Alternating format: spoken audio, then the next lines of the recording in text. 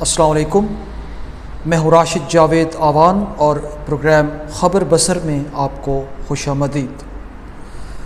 ناظرین، پچھلے ولاگ میں آپ نے جانا کہ پاکستان میں جو افغان مہاجرین یا افغان پناہ گزین جو بھی کہیں 1989 سے پاکستان میں موجود ہیں اور تقریباً 21 اور 26 یعنی 56 سال سے وہ پاکستان کی میزبانی سے لطف اندوز ہو رہے ہیں۔ آخر کار پاکستان نے انہیں اب واپس اپنے ملک بھیجنے کا فیصلہ کیا تو ایک بھونچال آ گیا۔ ان میں سے کوئی بھی دوبارہ افغانستان نہیں جانا چاہتا۔ پاکستان ظاہر ہے زبردستی انہیں بھیج رہا ہے اور 1 جولائی سے یہ کارروائی سخت ہو گئی۔ اب افغان حکومت انہیں واپس لینے پہ آمادہ نہیں اور تورخم بارڈر بند کیا ہوا۔ اقوام متحدہ کی کاوشوں سے اب پچھلے 2 دن میں یہ بارڈر کھلا اور UN کے 23 ٹرک جو امداد کے طور پہ ان مہاجرین کے لیے بھیجے گئے جو پاکستان ڈیپورٹ کر رہا ہے، اور افغانستان ابھی تک ان لوگوں کو اپنے آبائی علاقے میں جانے نہیں دے رہا، انہیں روکا ہوا ہے۔ تو ان کی خوراک اور رہائش کی جو مسائل ہیں ان کو مد نظر رکھتے ہوئے UN نے یہ امدادی پیکج بھیجا، تو اسے اب تورخم بارڈر سے افغانستان بھیجا جا رہا ہے۔ ابھی مزید 13 ٹرک آنے ہیں جو افغانستان روانہ ہوں گے۔ آپ کو یہ بتاتے چلیں کہ اس سے پہلے افغان حکومت یا افغان رجیم زیادہ بہتر ہوگا، بہت نخرے دکھا رہی تھی کہ نہ ہم ان افغانوں کو واپس آنے دیں گے اور نہ ہمیں کسی امداد کی ضرورت۔ لیکن بہرحال اب افغانستان کے جو مہاجرین تھے وہ بھی کسی حد تک آہستہ آہستہ کر کے واپس جا رہے ہیں، اور افغان طالبان یہ امداد بھی قبول کرنے پر مجبور ہو گئے ہیں کیونکہ ان کے پاس کوئی دوسرا چارہ نہیں۔ اگرچہ وہ انڈیا کی گود میں پوری طرح بیٹھ چکے ہیں، لیکن وہ اس لیے کہ وہ صرف پاکستان دشمنی میں ایسا کر رہے ہیں، انہوں نے طالبان سے یا افغانستان سے کچھ لینا دینا نہیں۔ یہ بات افغانستان کو کچھ دیر بعد سمجھ آئے گی۔ آج کل افغان رجیم اسرائیل کا بھی آنکھ کا تارا بنا ہوا ہے۔ مقصد صرف ایک کہ دشمن کا دشمن دوست ہوتا ہے، اور انڈیا اور اسرائیل دنیا میں جو بھی پاکستان کے خلاف تھوڑا سا ایک قدم بڑھائے یہ 10 قدم بڑھائیں گے۔ کل پشاور سے صرف ایک بازار سے 490 کے قریب وہ افغانی جو ناجائز طور پر پاکستان میں مقیم تھے ان کو گرفتار کر لیا گیا اور اب انہیں بارڈر کے پار بھیجا جائے گا۔ افغان رجیم اب یہ جان چکی ہے کہ پاکستان اب کوئی نرمی، کوئی نرم گوشہ، کوئی رحم دلی ہمارے لیے نہیں دکھائے گی۔ وجہ صاف ظاہر کہ انہوں نے پاکستان کا 56 سال تک کھایا اور پھر اسی شاخ کو کاٹنے پر آمادہ۔ افغان رجیم کے کمانڈروں نے بھارت کی شہ پر یہ تک کہہ دیا کہ ہم پشاور کو افغانستان میں شامل کر لیں گے اور اٹک تک کا علاقہ ہمارا ہوگا۔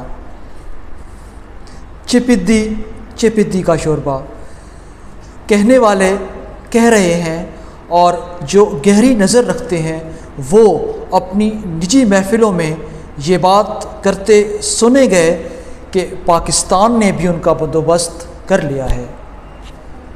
ناظرین، ڈیورنٹ لائن جسے افغانستان آج تک نہیں مانتا، تو پھر پاکستان کیوں مانے؟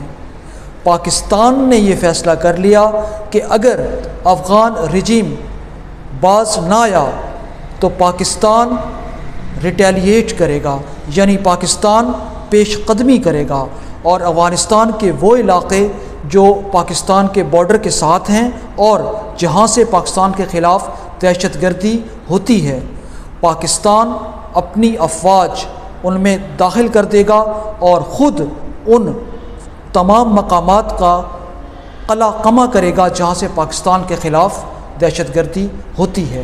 اور یہ بات کوئی صرف بیان نہیں، صرف ہواؤں میں اڑائی گئی کوئی پھل جڑی نہیں، یہ حقیقت ہے۔ پاکستان ایسا کر سکتا ہے اور شاید کرے گا، اور پھر اس کے بعد واپس آئے نہ آئے یہ اس وقت کی بات ہے۔ پھر جن افغان علاقوں میں پاکستانی فوج پہنچ جائے گی وہاں اپنی چوکیاں قائم کر لے گا، اور پھر وہ علاقہ بھی، چونکہ افغانستان تو ڈیورنٹ لائن کو مانتا ہی نہیں، تو پھر اسی کے قانون کے تحت ایسے تو پھر ایسے صحیح۔ اور بدخشاں میں تو ویسے ہی جمعہ خان جو اپنے ساتھ فاتح لگاتا ہے، تو جمعہ خان فاتح صاحب نے طالبان کا مکو ٹھپ دیا ہے، یعنی اس پورے علاقے کو اپنے قبضے میں لے لیا ہے جہاں سے طالبان سونا نکالتے تھے۔ تو اب طالبان کی مرضی کہ وہ عقل کے ناخن لیں یا جو رہی صحیح کسر رہ گئی ہے وہ بھی اپنے ہاتھوں برباد کر لیں۔ اب چلتے ہیں اپنے دوسرے موضوع کی جانب۔ مولانا فضل الرحمان صاحب کے بیان پر ہر قسم کے سیاسی پارٹیوں اور میڈیا کا جو ایک اعتراض سامنے آ رہا ہے اس پہ بات کرتے ہیں۔ تو مولانا صاحب نے آخر ایسا کیا کہہ دیا؟